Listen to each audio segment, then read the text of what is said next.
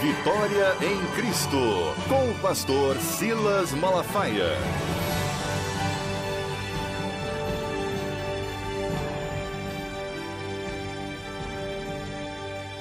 A paz de Cristo para a sua vida, programa Vitória em Cristo, sempre com uma palavra de Deus para te abençoar. Quero mais uma vez aqui reforçar, convidar você para que você esteja com a gente na Assembleia de Deus em Jacarepaguá, a igreja que eu tenho a honra de hoje ser o pastor. Meu avô, o pastor Gilberto Gonçalves Malafaia, pastoreou por 41 anos e eu estou tendo esse privilégio de estar à frente dessa igreja. Na rua André Rocha, 890, na Taquara, domingos e quartas-feiras, os nossos cultos principais, domingo pela manhã, escola dominical, à noite às 19 horas e quarta-feira, o nosso culto da vitória às 19h30. Vai ser um prazer receber você, vai lá, quero apertar sua mão e quero te abençoar. Daqui a pouquinho, pastor Silas Malafaia, com a palavra de Deus. É a palavra de Deus que é lâmpada para os nossos pés e luz para os nossos caminhos. No final do programa, ele quer orar com você e te abençoar. Vitória em Cristo.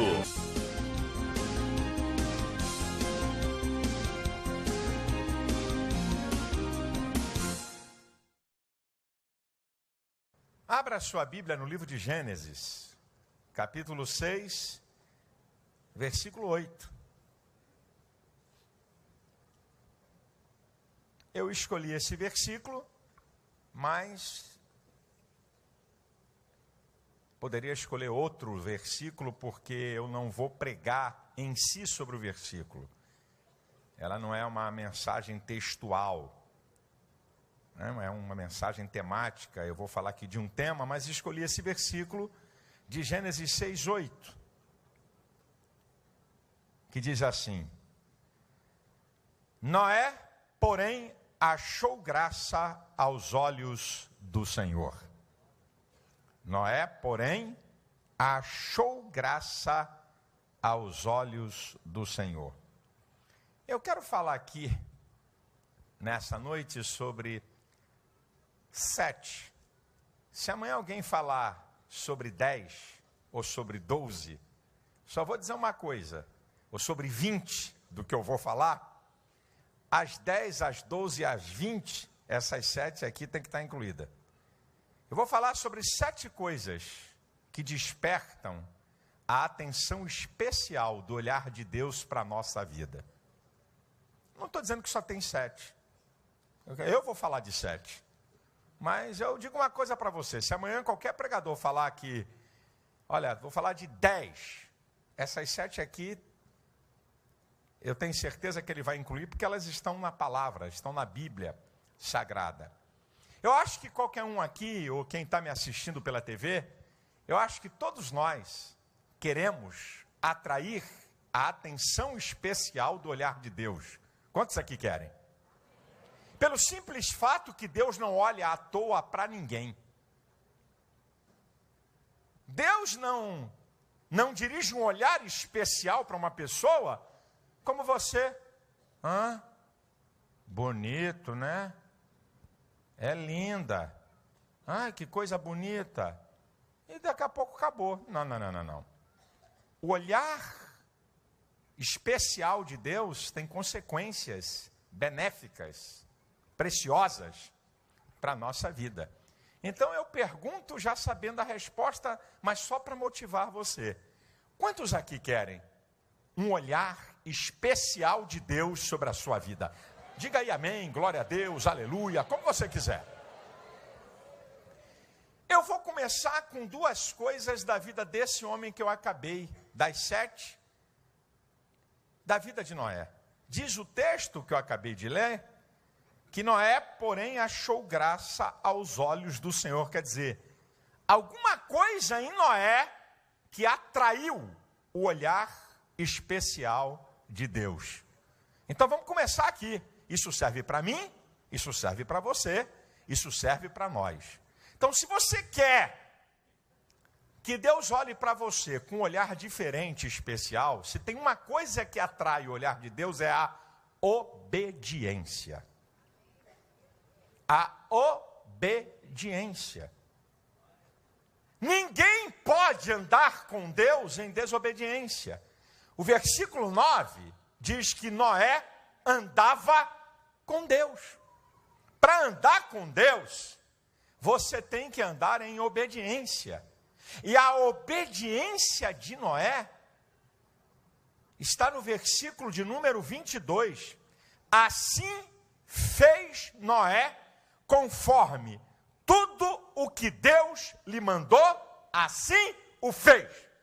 Isto é, Noé obedeceu a Deus em tudo. Ele não obedeceu a Deus em alguma coisa. Ele não obedeceu a Deus em algo que ele achava que tinha que obedecer. Noé não era achólogo. Eu acho que isso eu posso obedecer e eu acho que aquilo eu posso desobedecer. Aqui está o segredo de Noé ter achado graça diante dos olhos de Deus, a sua obediência sem questionamentos. Ele não questionou, ele simplesmente obedeceu. Você já sabe do texto, eu acho que quase todo cristão conhece, de 1 Samuel 15, 22. Tem o Senhor mais prazer em sacrifícios do que em que se obedeça a sua palavra? Porque é melhor obedecer do que sacrificar. A preferência de Deus é pela obediência. E isso vai para o Novo Testamento. Em João 15, 14 diz: vós sereis meus amigos, se fizerdes o que eu vos mando.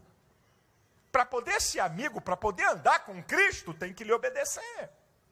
Hebreus 5, 9 diz que ele veio a ser a causa de uma eterna salvação para todos os que lhe obedecem.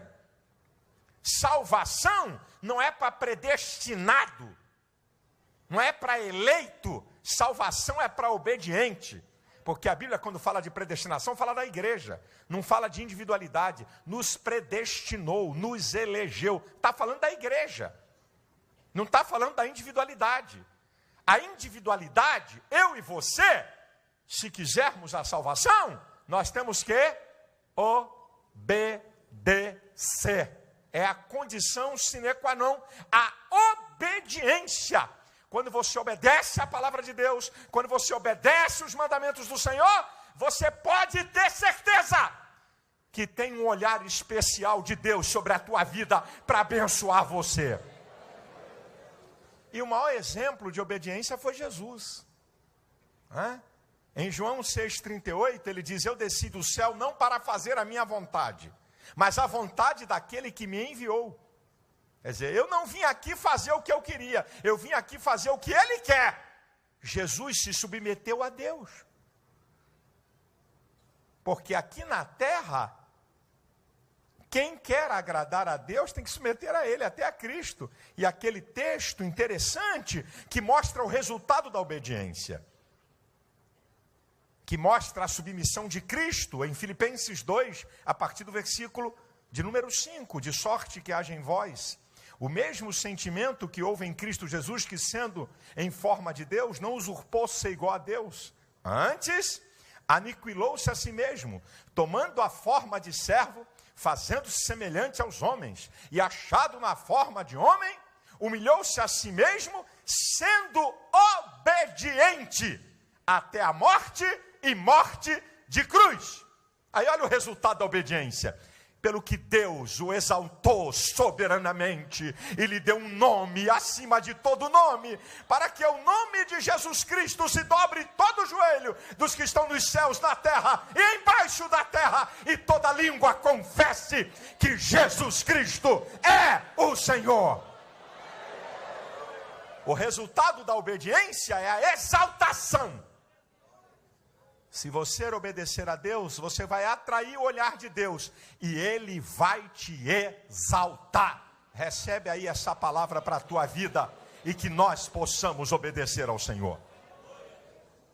Uma outra coisa que chama a atenção de Deus e que também Noé está incluído, essas duas primeiras, nós encontramos em Ezequiel capítulo 14.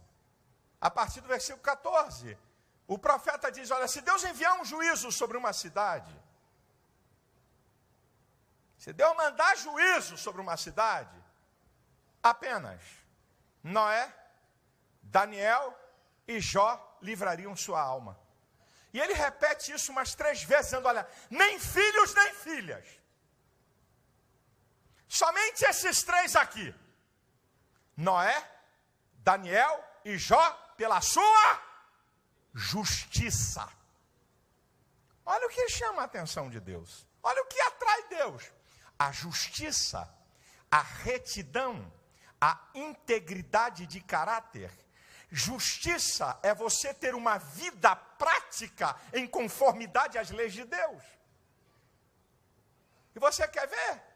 Só para você ter uma ideia da justiça desses 3 homens, os aspectos da justiça desses 3 homens, de Noé.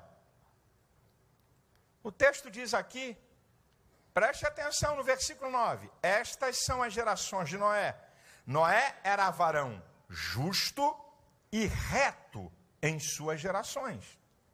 Versículo 11, a terra, porém, estava corrompida diante da face de Deus, e encheu-se a terra de violência. Agora eu descobri, a violência é o termômetro da corrupção do gênero humano. E corrupção aqui não é só dinheiro, não. Está falando da corrupção moral. Está falando de desobediência, de quebrar as leis de Deus. O aumento da violência está ligado a isso. Olha o que diz o texto no versículo 11.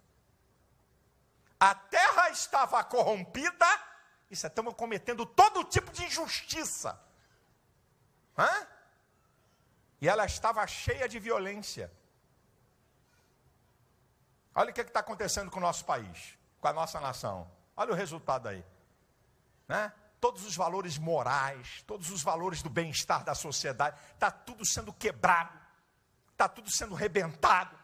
Não apenas a corrupção que é grande, mas todo tipo de corrupção, isso é aquilo que destrói os valores de Deus, o senso de justiça e de retidão que Deus quer que tenhamos. Olha a justiça de Daniel. Daniel capítulo 6, versículo 4. Porque ele era fiel, sem vício ou culpa. Aqui, ó. Olha a marca da prática da justiça de Daniel.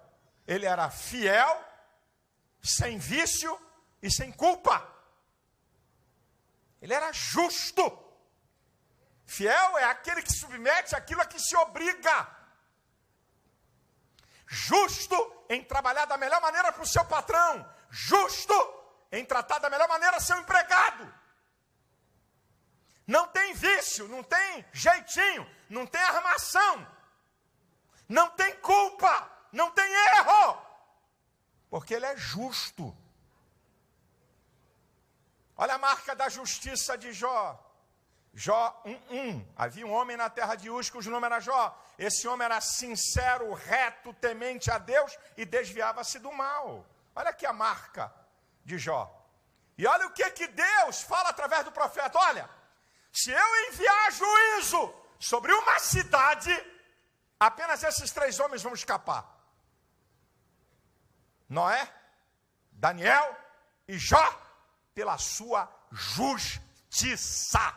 Seja reto, seja íntegro, viva em conformidade com as leis de Deus, que você vai atrair Deus para a tua vida e vai ter livramento para você e bênçãos que ninguém tem. O que atrai a atenção de Deus? Terceiro, a oração. A oração atrai a atenção de Deus. A Bíblia diz sobre Daniel, no capítulo 6, versículo 10, que Daniel orava 3 vezes ao dia. A Bíblia está dizendo que Daniel tinha uma prática, tinha um hábito. Ele não orava quando o couro estava comendo no lombo dele.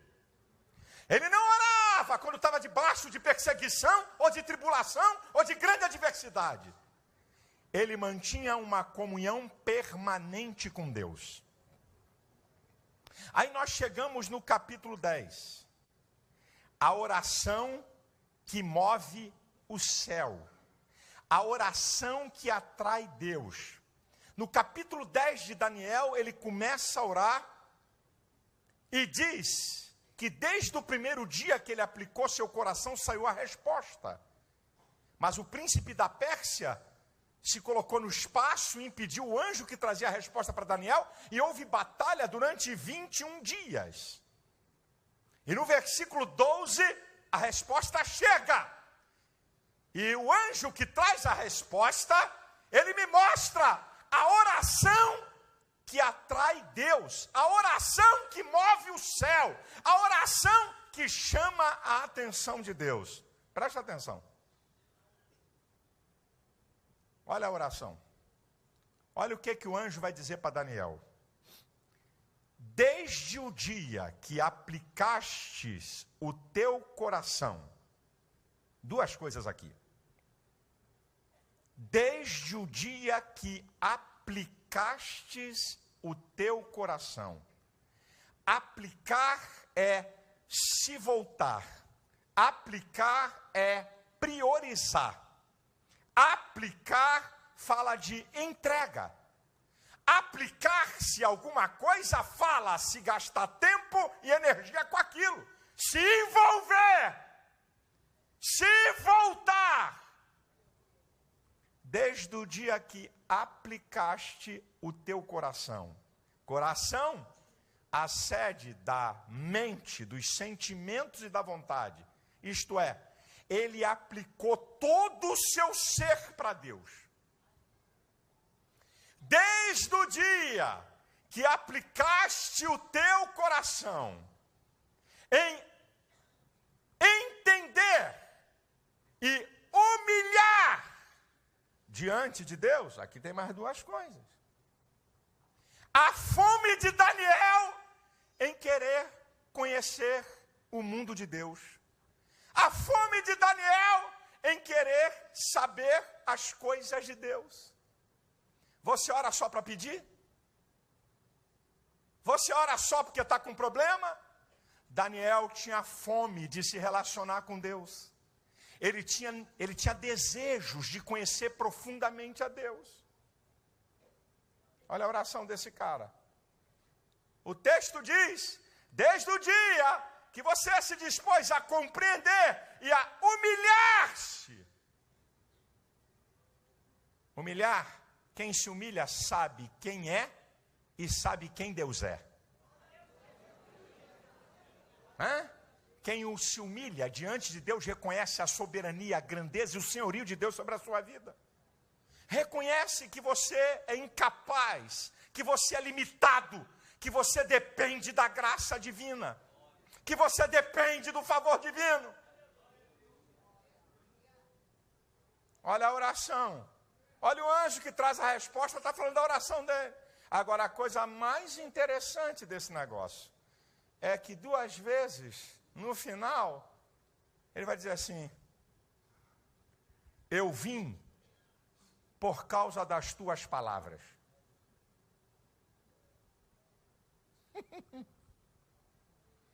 Ô Daniel, eu cheguei aqui por causa das tuas palavras. Não foi por causa do teu grito, não foi por causa do teu desespero, não foi por causa do teu choro, foi por causa das tuas palavras. Não move Deus. Não move Deus. Não move Deus. Não move Deus. Que palavras são as tuas na tua oração, meu irmão? O anjo disse, olha, a resposta vem por causa das tuas palavras. A tua comunicação, o que você está falando, não é o que você está gemendo ou gritando ou fazendo escândalo, não.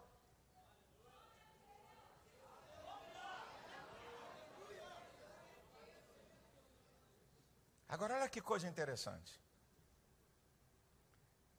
A oração que atrai Deus, ela tem a ver com a pessoa que está fazendo a oração.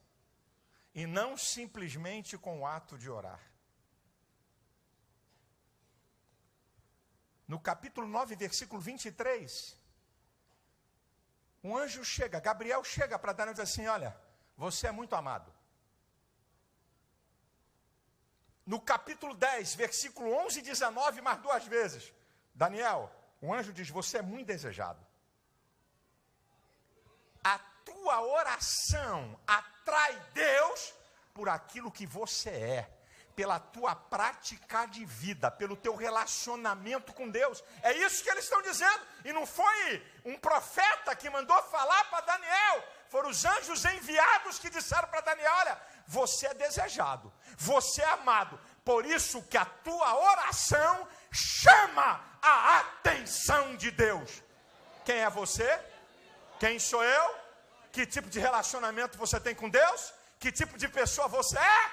Querido, a sua oração pode chamar, pode atrair, e nem que o inferno todo se levante, a resposta vai chegar e o céu vai se abrir.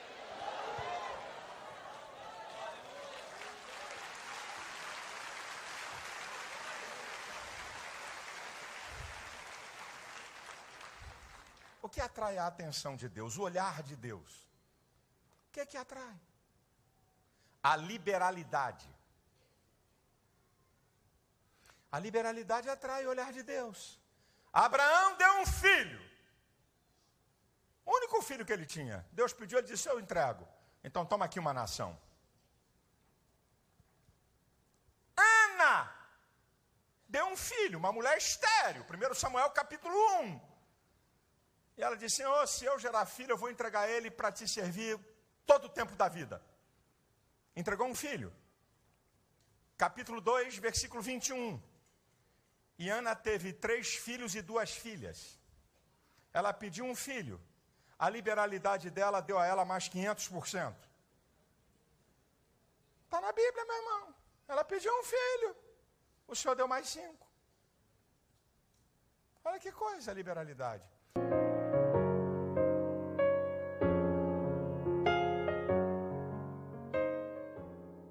Tem coisas interessantes que eu ainda vou falar no próximo sábado. Com que atitudes nós podemos atrair o olhar, a atenção de Deus especial para a nossa vida? Tenho certeza que tem coisas aí para te abençoar tremendamente. Que Deus tenha misericórdia. Que Deus abençoe a nossa nação. Que Deus ilumine as autoridades para termos dias melhores. Não é? Que Deus ilumine, né, aqueles que detêm a autoridade no executivo, no legislativo e no judiciário. Que o Deus livre o nosso país do caos. Que Deus dê saída para a nossa nação, dê paz em cada lar, em cada rua, em cada cidade. Essa violência seja neutralizada em nome de Jesus. Livre esse país de uma crise sem precedentes, sabe? Eu tenho pão, né? Eu tenho almoço, eu tenho a janta. E quantos brasileiros estão desempregados? Quantos?